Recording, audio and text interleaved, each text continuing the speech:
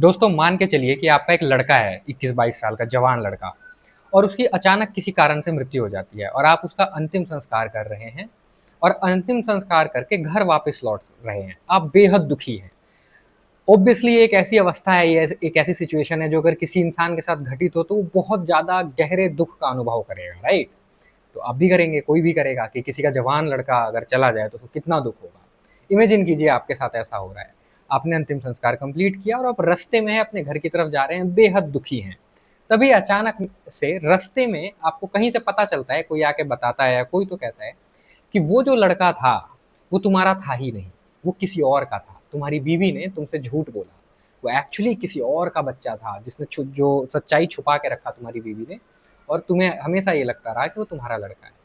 तो जब आप ये जानेंगे, जब आपको पता चल जाएगा कि अच्छा मेरी बीवी ने झूठ बोला था, ये लड़का मेरा था ही नहीं, किसी और का था, मैंने सिर्फ इसे पाला, तो आपके मन में जो वो गहरा दुख था वो अचानक से कम हो जाएगा, थोड़ा कम हो जाएगा, है ना? एकदम खत्म तो नहीं होगा ऑब्वियसली। अगर आप एक कुत्ता भी पालते हैं तो उससे भी आपको अटैचमेंट हो जाती है, तो ऑब्वियसली खत्म नहीं होगा। लेकिन जो वो भाव था, जो अनुभव था दुख का, है ना? ध्यान से समझने की कोशिश करना इस बात को, कम हो जाएगा। ठीक? बहुत सारे केसेस में खत्म भी हो सकता है, बहुत सारे केसेस में वो दुख एकदम से गुस्से में कन्वर्ट हो सकता है। अरे ऐसा कैसे, है ना? मतलब इमोशन कहीं भी जा सकता है, कुछ भी हो सकता है। तो क्या थोड़ी देर पहले, सच्चाई पता होने से पहले, जो वो अनुभव कर रहा था गुस्सा, वो सच था? या अभी जो गुस्सा कम हो गया, या सॉरी दुख कम हो गया, गुस्सा आ गया, ये सच है? या वो इंसान जो भी अनुभव कर रहा है उसका कोई मायने नहीं है? इसका क्या मतलब है? इस वीडियो में आज हम बात करेंगे जद्दू कृष्णमूर्ति, जे कृष्णमूर्ति की फिलॉसफी के बारे में। दोस्तों मुझे 5-6 साल लगे, मुझे समझ ही नहीं आता था, और उनकी जो फिलॉसफी है ना वो बहुत आसानी से समझ में आ जाने वाली फिलॉसफी है नहीं, क्योंकि बहुत ही गहरी और बहुत ही अलग टाइप की बातें की हैं जे कृष्णमूर्ति ने, जो किसी भी स्पिरिचुअल गुरु ने नहीं करी, किसी ने भी, किसी फिलोसफर ने नहीं करी। बहुत अलग टाइप की। जे कृष्णमूर्ति बोलते थे truth is a pathless land.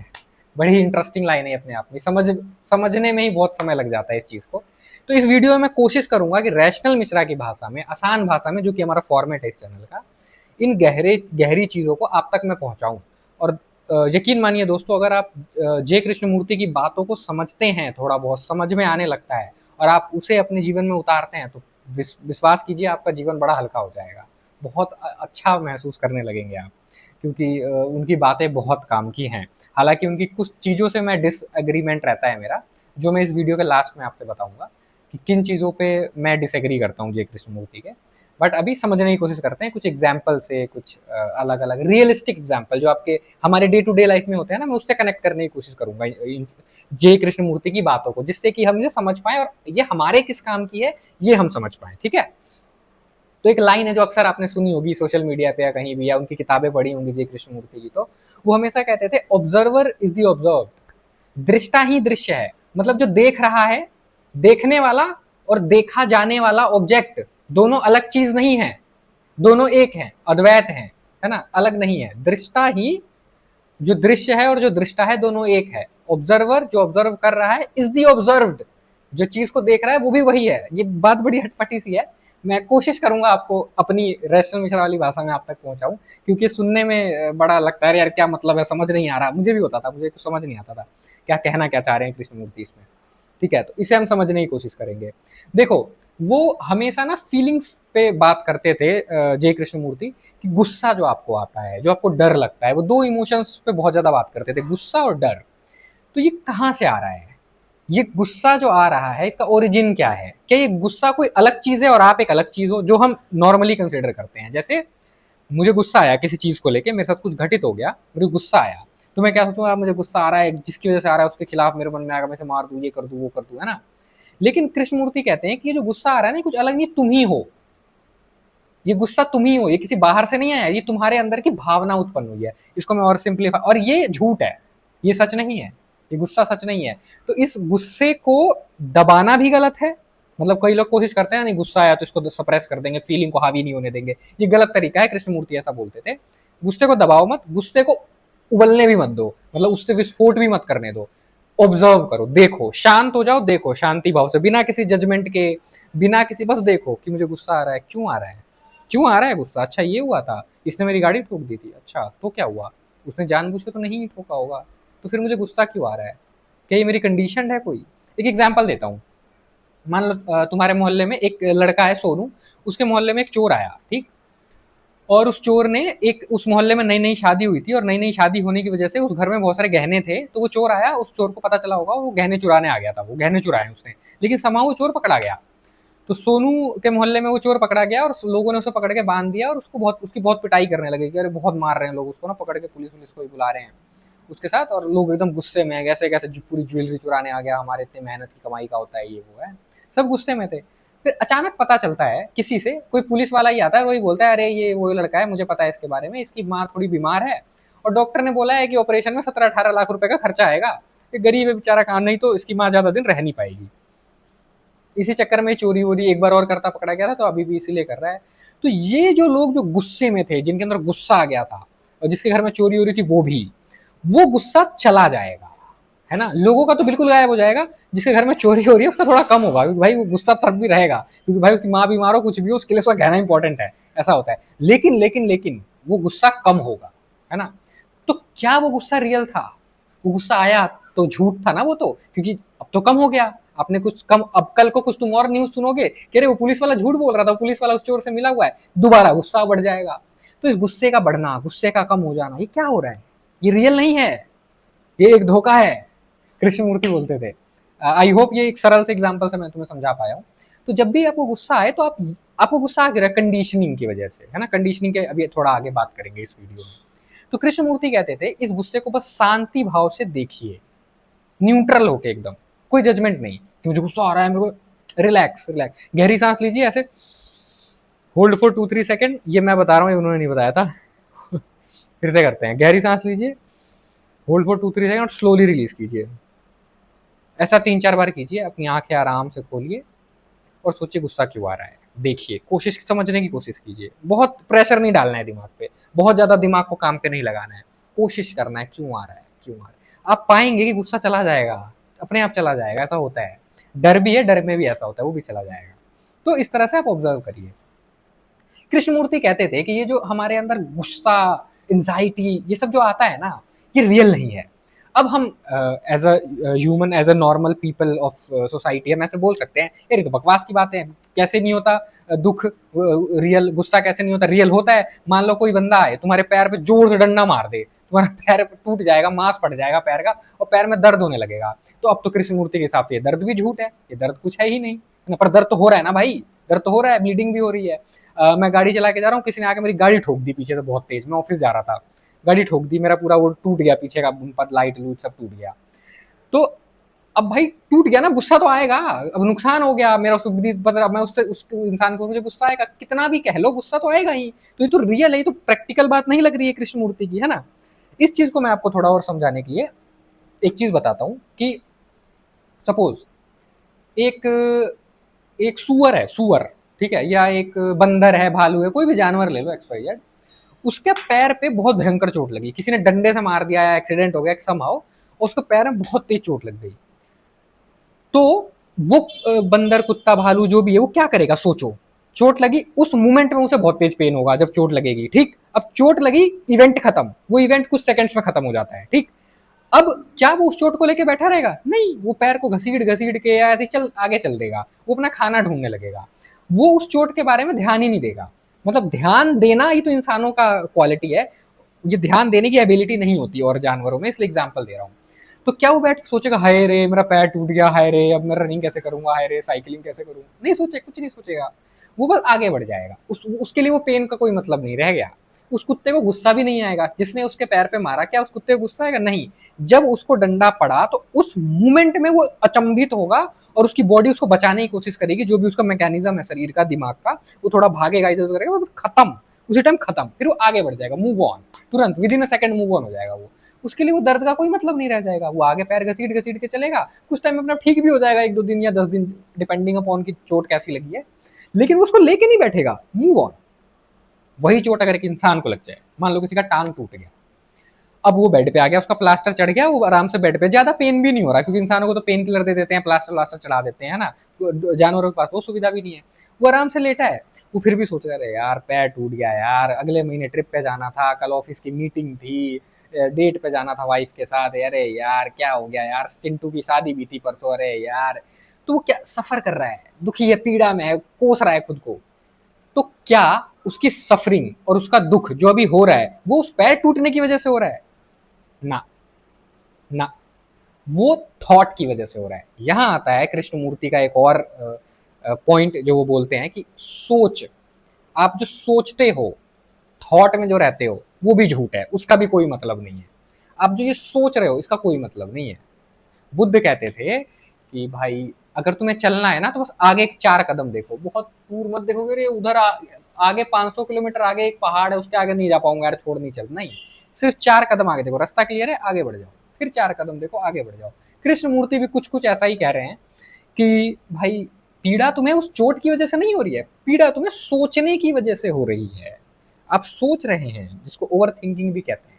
बहुत लोग कहते हैं कि भाई मैं तो ओवर थिंकिंग करता रहता हूँ, मुझे कॉल बुक करते हैं, हालांकि आप मेरे से बात करना चाह रहे हैं, किसी मेंटल प्रॉब्लम में है बहुत ज़्यादा, है ना, किसी रिलेशनशिप इश्यूज में है, फिटनेस खराब करके बैठे हुए हैं अपनी, सफ़र कर रहे हैं, दिमाग केस में फंसे हुए हैं, मेरे से कॉल बुक कर सकते हैं, 1-on-1 सेशन ले सकते हैं, 1 घंटा में बात करता हूँ कॉल पे, है ना। आप इंस्टाग्राम या मेल के थ्रू मेरे से कनेक्ट कर सकते हैं।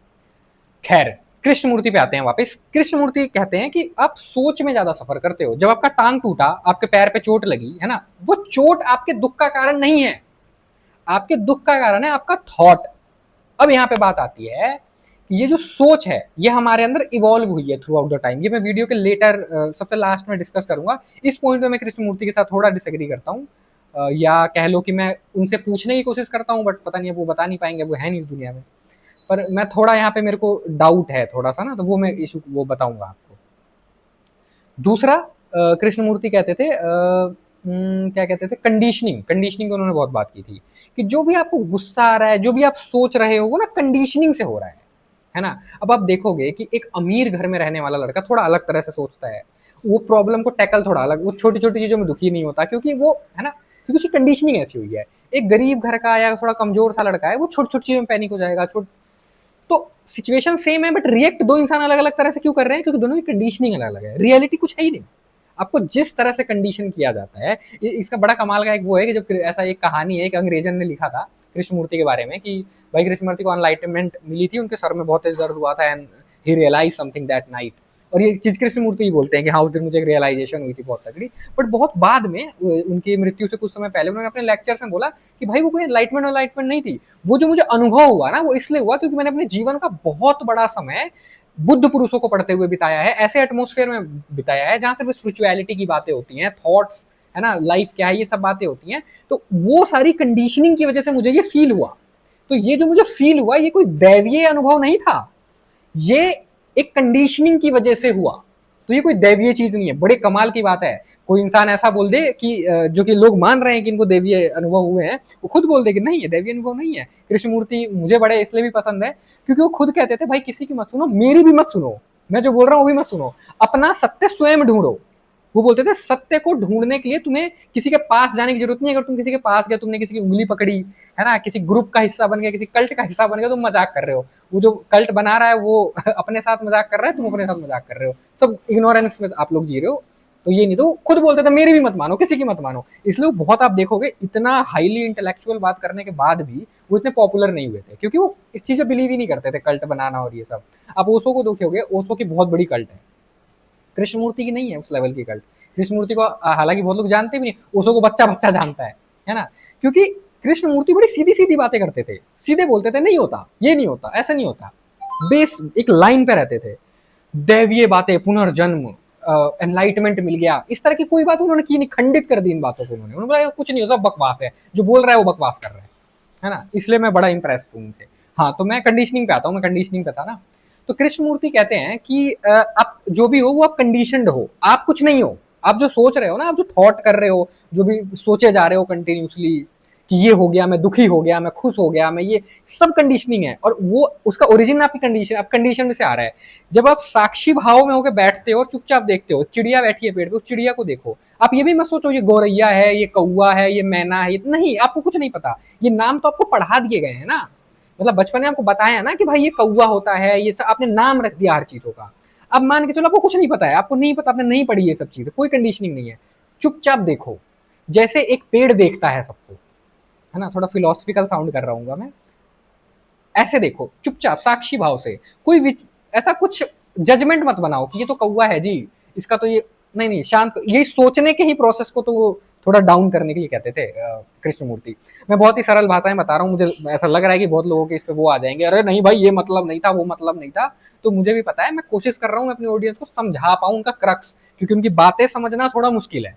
कृष्णमूर्ति बहुत गहरी बातें करके गए, मुझे खुद 5-6 साल में समझ आई हैं, और अभी भी मैं ये क्लेम नहीं कर सकता कि मुझे बहुत अच्छे समझ में आ गई हैं, बट मैं आपको जो मुझे पता है वो सरल भाषा में समझाने की कोशिश कर रहा हूँ। हमारे चैनल का फॉर्मेट यही है, जो रैचल मिश्रा की ऑडियंस है पुरानी, हमारे फैमिली का पार्ट है, उन लोगों को पता है हम इस तरह की वीडियो बनाते हैं। तो मैं क्या कह रहा था, कौए को चिड़ी, देखो चिड़िया देखो, पेड़ देखो, तितली उड़ रही है देखो, साक्षी भाव से बस देखो, बिना किसी जजमेंट के, तुम्हारा गुस्सा तुम्हारा सब चला जाएगा, कुछ नहीं रहता। यही मेडिटेशन होता है, इसी को मेडिटेशन कहते हैं, ना। मेडिटेशन ऐसा नहीं कि ऐसे बैठ के ध्यान में सांसों को गिन रहे हैं ना, वो ये तो बड़ा ही बेसिक सा होता है, बट कृष्णमूर्ति ने कहा है, ओशो ने कहा है कि भाई तुम्हारी लाइफ ही मेडिटेशन होनी चाहिए, तुम मतलब हर टाइम होश में रहो, अवेयर रहो। अवेयर रहने का मतलब है तुम पास्ट में नहीं हो, तुम फ्यूचर में नहीं हो, तुम कुछ थॉट नहीं चल रहा है दिमाग में, प्रेजेंट अभी जहां हो वही हो, मूवमेंट में हो एकदम, ये कहते थे वो। अब कंडीशनिंग की बात करते हैं। अनिल मैथ्यू, अनिल नाम का लड़का पैदा होता है एक क्रिश्चियन परिवार में, ठीक। ध्यान से सुनना इस कहानी को, इसमें तुम्हें कुछ ये बात समझ आएगी जो मैंने अभी बोली, तुम्हें सरल करके बता रहा हूँ, मजा आ जाएगा। अनिल, एक बच्चा पैदा होता है क्रिश्चियन परिवार में इंडिया के, और वो उसका नाम रखते हैं अनिल मैथ्यू, उसका नाम होता है अनिल मैथ्यू, ठीक। अब उसके माँ बाप, अब उसके पड़ोस में एक मुस्लिम परिवार रहता है, उनके परिवार में भी एक बच्चा पैदा होता है, उसका नाम रखा जाता है मोहम्मद। अब अनिल मैथ्यू की परवरिश और मोहम्मद की परवरिश दोनों बिल्कुल अलग अलग होती है, क्योंकि दोनों अलग अलग रिलीजन के फैमिली में पैदा हुए हैं, जो अलग अलग चीजें प्रैक्टिस करते हैं। अब इसको गॉड के बारे में बताया जाएगा, इसको सूट टक्सीडो ये सब पहनना सिखाया जाएगा, इसको बताया जाएगा कि वाइन पीना इज नॉर्मल, है ना, वाइन पी लेने से कोई बात नहीं, चर्च में जाके वाइन भी पी सकते हैं, एग्स खा सकते हैं, नॉनवेज खा सकते हैं, है ना, सुअर भी खा सकते हैं, सब ये सब नॉर्मल, और भी नाना प्रकार की चीजें आप लोग समझ ही रहे हो, ऐसे एक हिंदू परिवार का भी सोच सकते हो आप इस तरीके से, ठीक। तो अनिल मैथ्यू बड़ा होता है एक बिलीव के साथ, वो जो उसके माँ बाप, क्या वो अनिल मैथ्यू है? नहीं, वो नहीं है अनिल मैथ्यू। अनिल मैथ्यू तो उसके माँ बाप ने, या जो भी उसे पाल पोस के बड़ा कर रहा है, उसने उसका नाम रख दिया, है ना, संसार के द्वारा दिया हुआ नाम है। अनिल मैथ्यू है ही नहीं, वो कंडीशन है, समझना इस बात को। अब जो मोहम्मद है, मोहम्मद को सिखाया गया कि भाई वाइन पीना पाप है, कुरान में शराब पीने को हराम माना गया, मानते हैं, तो वो बिल्कुल भाई टच भी नहीं करना, है ना। सुअर का मांस नहीं खाना कुरान में हराम है ना। लेकिन ये अनिल मैथ्यू खा रहा है, वो नहीं खा रहा है, तो क्या वाइन पीना गलत है? अब आप बोलोगे हाँ है, मोहम्मद के अकॉर्डिंग तो है, लेकिन अनिल मैथ्यू के अकॉर्डिंग नहीं है। क्या सुअर खाना गलत है? हाँ, मोहम्मद के अकॉर्डिंग तो है, बट अनिल मैथ्यू के, तो ये क्या है? ये गलत सही कुछ है ही नहीं, ये कंडीशनड है। कल को मैं आपको बता दूं कि भाई अगर आप रैशनल मिश्रा कम्युनिटी के मेंबर हो, तो आप अपने बाएं हाथ से दायां कान पकड़ के चला करिए ऐसे, नहीं तो आप बेवकूफ हो। तो मेरे जो मानने वाले लोग होंगे वो ऐसे चलने लगेंगे, और जो ऐसे नहीं चलेंगे उनको बेवकूफ बोलेंगे, अरे तू ऐसे क्यों नहीं चलता, ये ऐसे चलना सही होता है। और जो हाथ नीचे करके चलते हैं वो बेवकूफ होते हैं। क्या है, मजा हास्यप्रद बात लग रही है ना ये? अबे क्या बकवास है। तो ये भी तो हास्यप्रद बात है कि ये करना चाहिए, ये सही है, ये गलत है, कुछ नहीं, कंडीशनड है।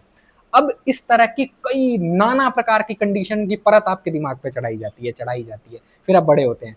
फिर जो आप रिएक्ट करते हो ना मेरे दोस्त, वो उसी कंडीशन, कैसी कंडीशनिंग हुई है उस हिसाब से आप रिएक्ट करते हो।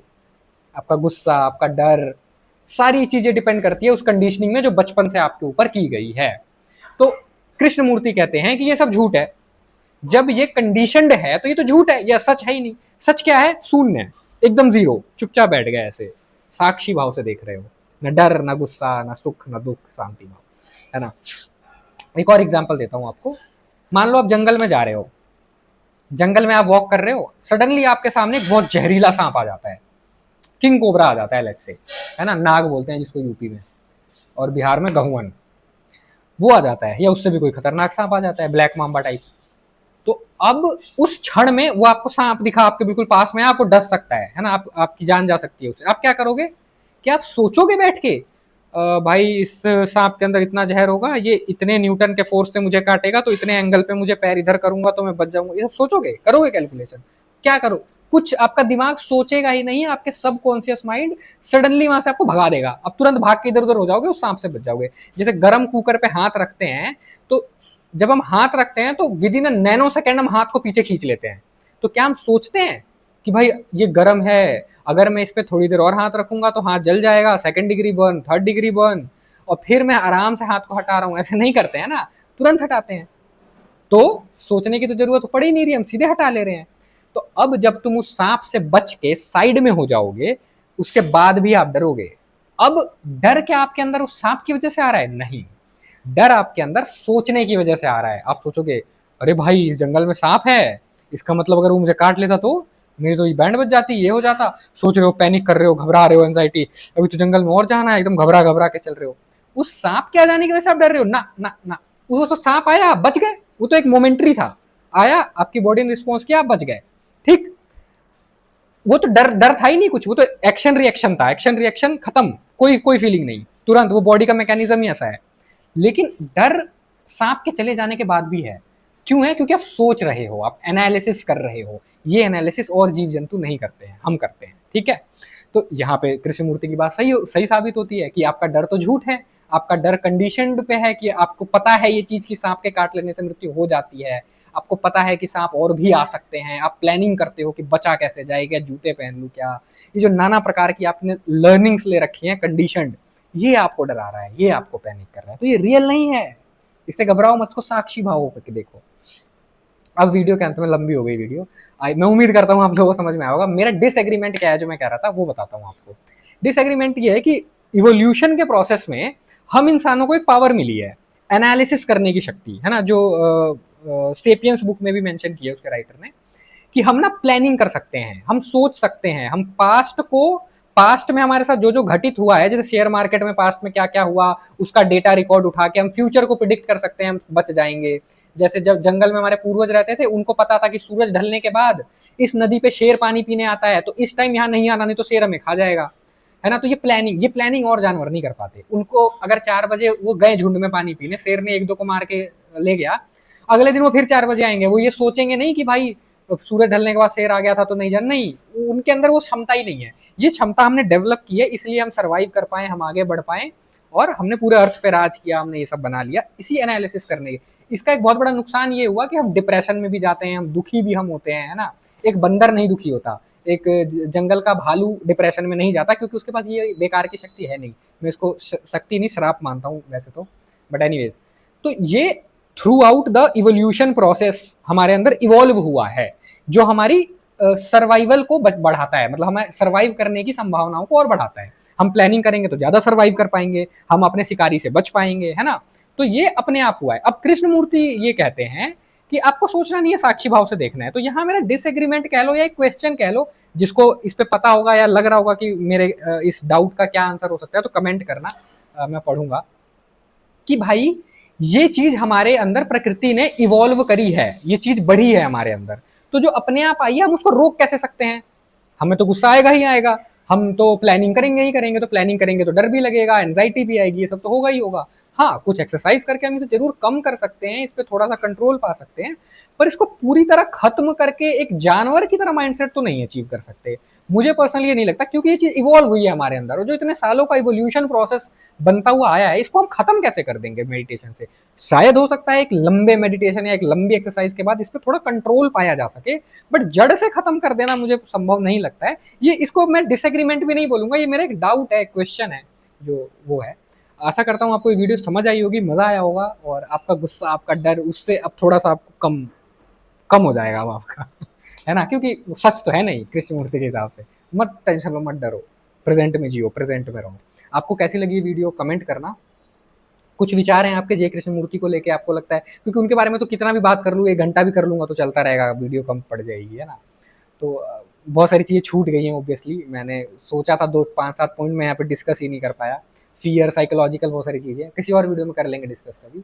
तो आप मेंशन करना, आपको लगता है कि मैंने कोई पॉइंट मिस किया है तो मेंशन करना, और इस वीडियो को लाइक करके हाइप कर देना ताकि ज़्यादा लोगों तक जाए। और आप इस वीडियो को अगर पहली बार देख रहे हैं तो आप सब्सक्राइब करना अपने, बहुत सारे लोग ऐसे हैं जो वीडियो देखते हैं पर सब्सक्राइब नहीं करते, सब्सक्राइब कर लेना, क्योंकि इस कम्युनिटी को और ग्रो करना है, आगे जाके बहुत और सारे प्लान है, कम्युनिटी फिजिकल कम्युनिटी भी एक मुझे बिल्ड करनी है, जहाँ ऑफलाइन मैं लोगों को बुला सकूँ, उनसे मीटअप कर सकूँ। तो ये सब तभी संभव होगा जब ये थोड़ी सी कम्युनिटी बढ़ेगी, तो अपना आप सहयोग कर सकते हैं इसको बढ़ाने में। और मैं मिलता हूँ आप लोगों से किसी अगले वीडियो में, तब तक के लिए like share subscribe, bye bye.